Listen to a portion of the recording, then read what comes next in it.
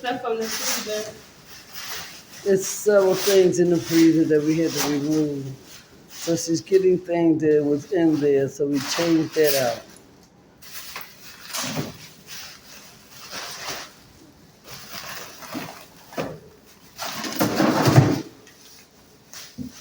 You could really hear it because it was frozen.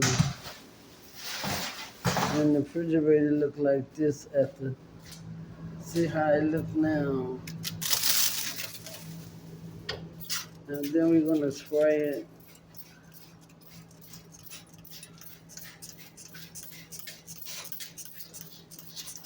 With some chemicals we got. And we can spray all that. See all that nasty stuff down there. We're taking it out.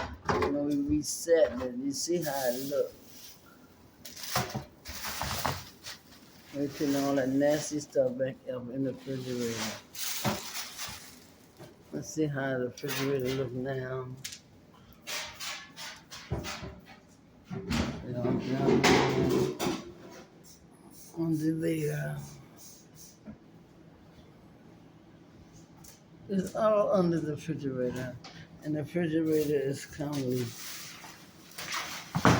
getting remodeled.